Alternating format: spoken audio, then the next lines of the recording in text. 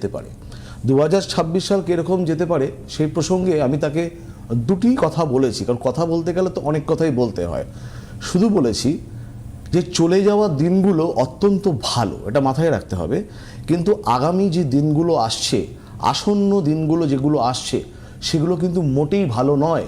যতই আমরা 2026 সাল রবির বছর ভালো হবে, ওই রাশি সেই রাশি, কিন্তু মনে রাখতে হবে অতিবাহিত হয়ে যাওয়া দিনগুলোই কিন্তু সোনালী অধ্যায় সবসময় লেখা থাকবে। আগামী দিন কিন্তু কোনো মতে ভালো যাবে না। কেউ যদি প্রশ্ন করতো, আমরা উত্তর দিতাম যে কীরকম আছি, তার 3 রকমের কিন্তু উত্তর আমরা দিতে পারতাম। নয়তো খুব ভালো আছি, নয় মোটামুটি চলে যাচ্ছে মাঝারি ধরনের আছি, নয়তো খুবই খারাপ আছি। কিন্তু এই 3টে অপশান, তার মধ্যে কিন্তু একটা অপশান কিন্তু আগামীতে অবসুলেট হয়ে যাবে। নয় মানুষ বলবে আমি অত্যন্ত ভালো আছি, নাহলে খুব খারাপ আছি, নাহলে খুব খারাপ আছি।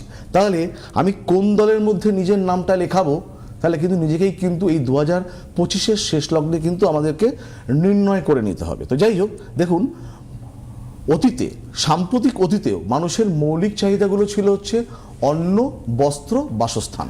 আর এই মুহূর্তে দাঁড়িয়ে এগুলো তো আছেই, এগুলো ছাড়াও মানুষের দরকার মোবাইল ফোন, ল্যাপটপ, টিভি, বছরে 2বার ঘুরতে যাওয়া, বন্ধুদের সাথে আড্ডা মারা, ভালো উন্নত মানের বাড়ি গাড়ি এবং আরও নানান পোশাক পরিচ্ছদ, অনেক কিছু। তাহলে মৌলিক চাহিদার মধ্যে কিন্তু মানুষের অনেক কিছুই কিন্তু এখন চাহিদার মধ্যে তার তালিকাভুক্ত আর কি। ঠিক সেই কারণে আমাদের প্রত্যেককেই জ্যোতিষ, অর্থাৎ সঠিক জ্যোতিষ বিচার এবং আধ্যাত্মিকতা মানে কি, আমরা যে জীবনে জন্মেছি, খেলাম দিলাম চলে গেলাম শুয়ে পড়লাম তা তো নয়। আধ্যাত্মিকতা মানে নিজের জীবনে প্রকৃত অর্থ এবং উদ্দেশ্যকে বোঝাই হচ্ছে আধ্যাত্মিকতা। তাহলে সঠিক জ্যোতিষ বিচার এবং আধ্যাত্মিকতার মাধ্যমে আমাদেরকে অমৃত ভবিষ্যৎ, অর্থাৎ যে ভবিষ্যৎটা আমাদের অমৃত স্বাদ সম হতে পারে, সেই আধ্যাত্মিকতার মাধ্যমে আমাদের অমৃত ভবিষ্যৎটাকে বেছে নিতে হবে। দেখুন আমরা প্রত্যেকেই আমরা গ্রহ নক্ষত্র ঈশ্বর দ্বারা পরিচালিত। হ্যাঁ, আমরা কেউ কিন্তু এর ঊর্ধ্বে নই। আজকের তাই জ্যোতিষ বিচারটা, এই যে জ্যোতিষ বিচারগুলো যেই অবস্থানের উপর দাঁড়িয়ে থাকে, যে পায়ার উপর দাঁড়িয়ে থাকে, আমি সাম্প্রতিক অতীতে আপনাদেরকে সেগুলো নিয়ে বলবার চেষ্টা করেছি, যেগুলো শাস্ত্রীয়, যেগুলো হচ্ছে গাণিতিক, কোনো উল্টোপাল্টা আলোচনা আপনাদেরকে করিনি, আপনারা হয়তো জানেন সেটা। ঠিক আজকেও ঠিক সেই আলোচনা জ্যোতিষের গ্রহের দৃষ্টি বিচার, অর্থাৎ এই যে আমরা মানুষের যে চর্মচক্ষু দৃষ্টি, এটা একটা নির্দিষ্ট সীমা আছে, কিন্তু দেখুন গ্রহরা, ঈশ্বর, দেবতা, দেবী, এদের যে দিব্য দৃষ্টি প্রত্যেকটা মুহূর্তে কিন্তু আমাদের ওপর কিন্তু বর্ষিত হয়।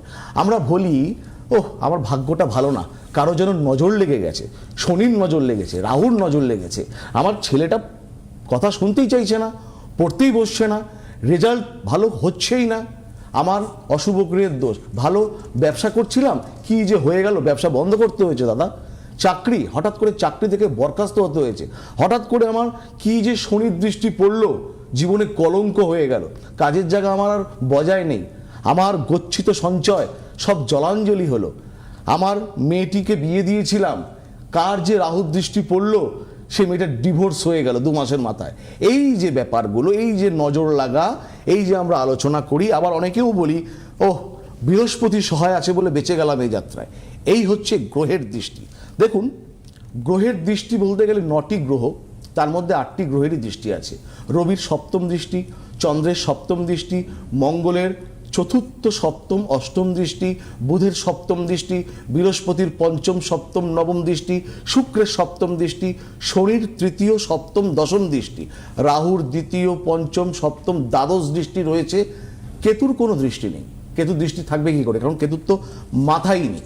তো যাই হোক, দৃষ্টি নিয়ে আলোচনা করতে গেলে একটা মোটা বই হবে, যে বইটা নিয়ে আমরা নিজের মাথায় আঘাত করতে পারি।